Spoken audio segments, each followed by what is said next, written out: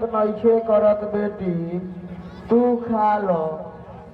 आखिर कैसे जियो बाबूजी, रौरा 7 दिन से एक ओन के दाना तक नहीं लगैले, कुछ तो डाली।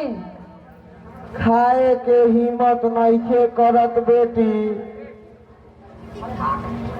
डॉक्टर साहब कहत रही कि राउर बहुत कमजोरी हो गई बा, वहाँ के कुछ दवाई देले बानी, कहले बानी कि खाना खइला के बाद ही दवाई खिया दियो।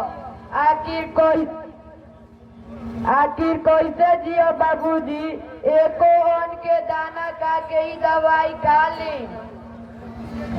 रोआ मत बेटी, अगर तू इतना कहत बारू तो लावा कुछ खा ली।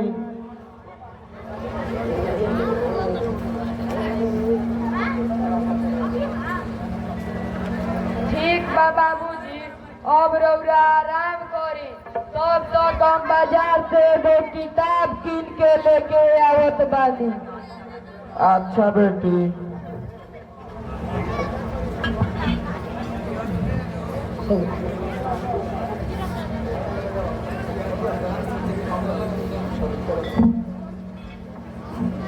अरे बुढ़वा, तेरे बेटिया कहाँ बिया?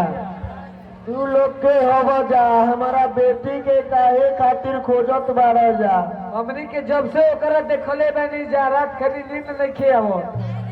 बदमाश, अगर हमारा बेटी के आगे एको शब्द बोला दे तो तोर जीव कबाल ले।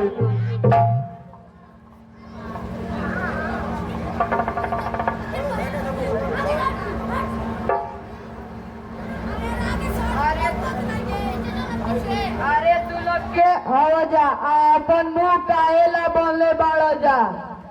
बेटी तू यहाँ से भाग जा, ई तोहार इज्जत नीलाम करे खातिर आई बड़ा सन। अरे बुढ़वा, तू बहुत बड़ा पड़े, सीधे से मान जो, भेज अपना बेटी के, हमने समझे। बदमाश, अगर तू एक से आगे को शब्द बोलबे तो तू जीव कबाल ले। अरे तोरे इतना मजल के तू हमारे मुंह पर तू के भेज, तोरा अभी बताओ तो बानी जा। चलो बाबूजी, बाबूजी,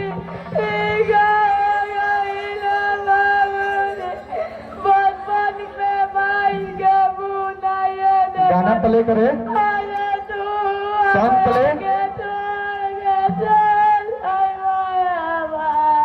सॉन्ग प्ले। मत बेटी, तू अपन ख्याल रख।